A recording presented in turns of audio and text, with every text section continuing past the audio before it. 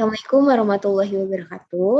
Perkenalkan, kami dari kelompok 1, peserta Latsar gelombang 8 angkatan 21. Pada kesempatan kali ini kami akan menjelaskan mengenai pendapat kami dari video yang menceritakan tentang bad practice dan juga best practice. Kita mulai saja mengenai pembahasan yang pertama dari video bad practice. Saya izin share screen.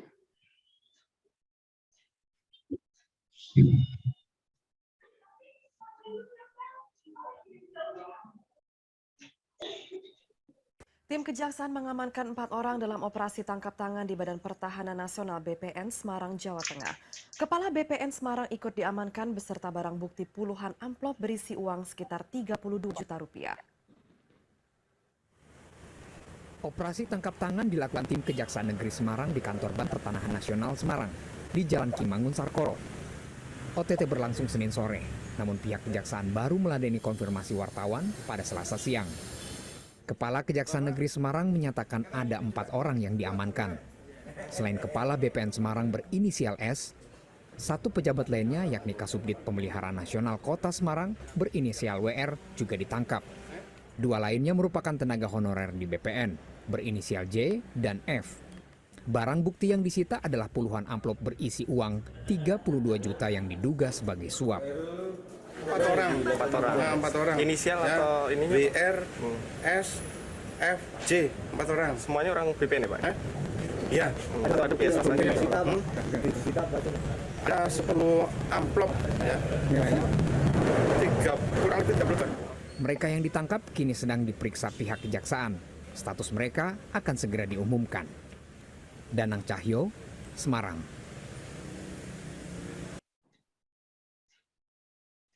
Baik, teman-teman, itu tadi adalah salah satu contoh video bad practice mengenai penerapan dari manajemen ASN maupun seputar ASN. Selanjutnya, mari kita menanggapi video tersebut. Mungkin bisa dimulai dari Mas Satria. Terima kasih, Kak Suci, untuk menanggapi video yang terkait OTT di kantor Kota Semarang. Dari video yang dilihat, itu permasalahan di dalamnya melibatkan 4 pegawai BPN di Kota Semarang. Ini hal yang sangat bertentangan dengan manajemen ASN maupun semata ASN, karena tindak pidana yang dilakukan sangat bertentangan dan melanggar kode etik dan kode perilaku ASN. Mungkin itu saja, Kak. Baik, terima kasih Mas Satria. Selanjutnya bisa dari Mbak Nirma. Baik, terima kasih Mbak Suci. Terkait video tadi menggambarkan bahwa ASN yang terkena operasi tangkap tangan tadi melanggar kode etik profesi ASN, yaitu belum melaksanakan tugasnya dengan jujur, bertanggung jawab, dan berintegritas tinggi, serta belum melaksanakan tugasnya sesuai dengan ketentuan perundang-undangan. Mungkin itu cukup. Terima kasih Mbak Nirma. Selanjutnya tanggapan dari Mas Ahmad. Baik, terima kasih Mbak Suci.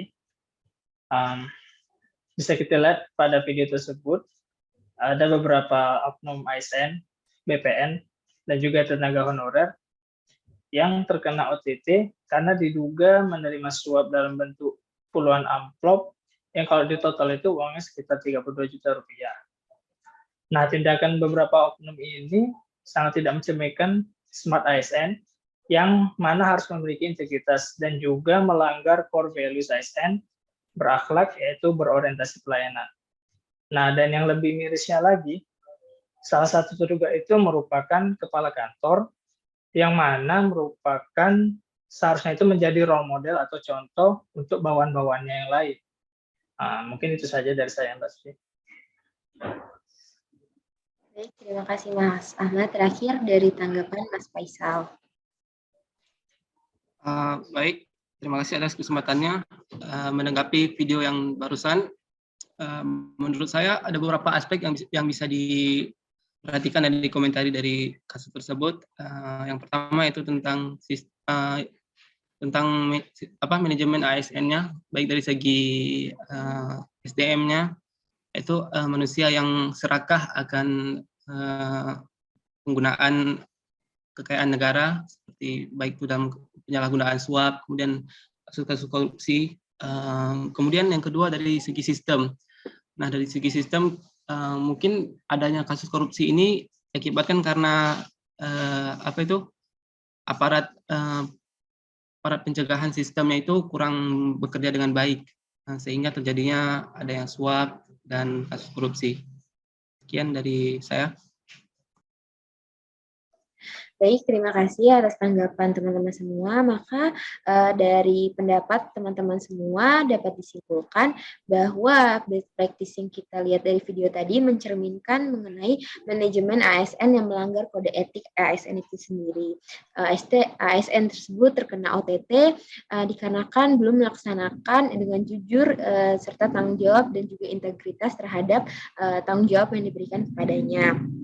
Dan juga seperti Mas Faisal bilang, mungkin juga dari SDM-nya yang serakah akan menggunakan kekayaan negara, serta untuk smart ASN itu sendiri dikarenakan belum adanya sistem yang canggih ataupun yang terkini mengenai penggunaan dari pelayanan hak guna ataupun pengajuan hak-hak yang lainnya, sehingga adanya kesempatan untuk terjadinya kasus korupsi ini. Seperti itu. Itu tadi tanggapan kami dari tentang bad practice. Selanjutnya mengenai best practice-nya. Izin saya screen.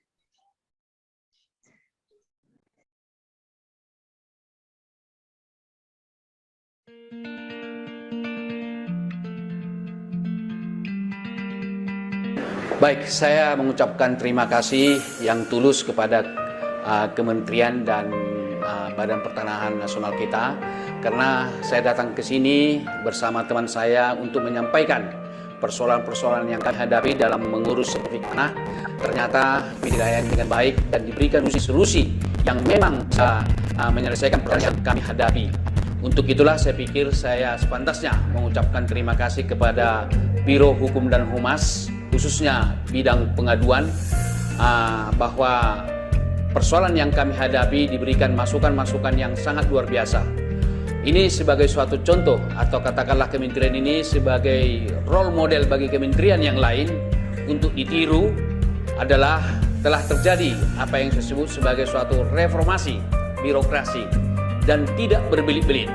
Semua bisa dilayani dan bisa dituntaskan setiap persoalan, terutama di bagian pengaduan tersebut, karena memang tidak ada jalan terbaik bagi kita untuk meningkatkan pembangunan, yaitu dengan pelayanan publik yang baik di setiap kementerian maupun lembaga negara seperti yang dilakukan oleh Badan Pertanahan Nasional ini.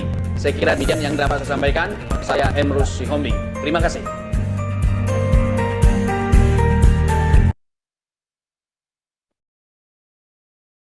Tadi adalah contoh best practice yang dijalankan oleh Kementerian ATR BPN. Kami menampilkan langsung dari testimoni dari pengguna pelayanannya. Mungkin selanjutnya kami akan memberikan tanggapan dari masing-masing peserta latsar. Yang pertama mungkin bisa diawali oleh Mas Satria. Terima kasih Mbak Suci. Mungkin tanggapan dari saya setelah lihat video, yaitu kantor pertanahan menerima kritik, saran, atau laporan dari masyarakat terhadap kinerja pegawai BPN. Hal ini tentunya patut kita kembangkan dan kita contoh untuk kantor yang lain yang dapat memberikan ke depannya dan akan sangat membangun baik itu SDM maupun seluruh kantor. Dan ini juga sesuai dengan value ASN, yaitu berorientasi pelayanan pada bagian perbaikan tanpa henti. Mungkin dari saya itu. Terima kasih. Terima kasih Mas Satria atas tanggapannya. Selanjutnya tanggapan dari Mbak Nirma. Baik, terima kasih Mbak Suci. Terkait video tadi mengenai testimoni dari masyarakat mengenai pelayanan di Badan Pertanahan Nasional mencerminkan bahwa manajemen ASN-nya sudah baik, terbukti bahwa pelayanan yang diberikan kepada masyarakat serta solusi-solusi yang diberikan para pegawai BPN sendiri sudah baik. Ini mencerminkan bahwa para pegawai BPN sendiri sudah melaksanakan tugasnya dengan baik serta untuk kedepannya mungkin menjadi contoh bagi kita semua. Terima kasih.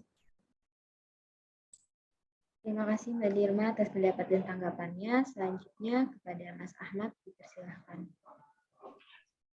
Terima kasih, Mbak Suci. Dari video tersebut, menurut saya lebih tepat video testimoni ya.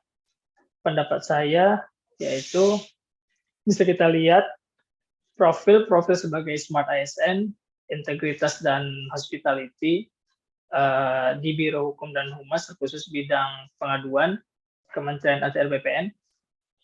Mereka menyambut dengan hangat dan ramah masyarakat yang ingin menyampaikan persoalan-persoalan pertanahan yang mereka miliki. Dan karena mereka sebagai Smart ASN yang punya integritas, mereka memberikan solusi kepada masyarakat yang mempunyai persoalan tersebut. Dan bisa kita lihat juga ASN-ASN di Kementerian ATR BPN tersebut sudah melengkapi profil Smart ASN dan mengaplikasikan core values ASN berakhlak, yaitu berorientasi pelayanan, kompeten, dan harmonis.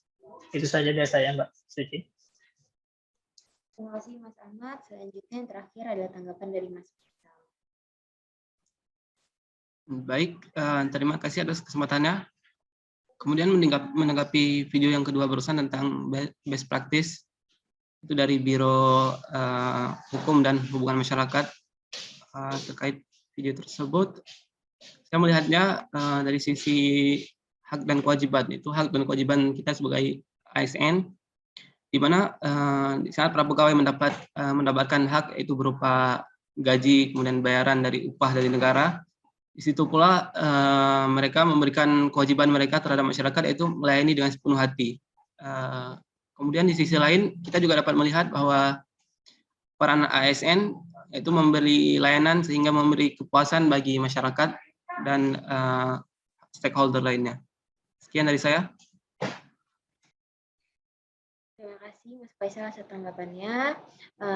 Bisa kami simpulkan bahwa dari video contoh mengenai best practice sendiri, Biro Hukum dan Humas Kementerian ATR BPN ini sudah mencerminkan mengenai pelaksanaan manajemen ASN yang baik, di mana mereka berorientasi pelayanan dengan menerima kritik dan saran. Hal ini tentu saja patut kita kembangkan agar dijadikan contoh untuk membangun SDM sesuai dengan core values yang ada.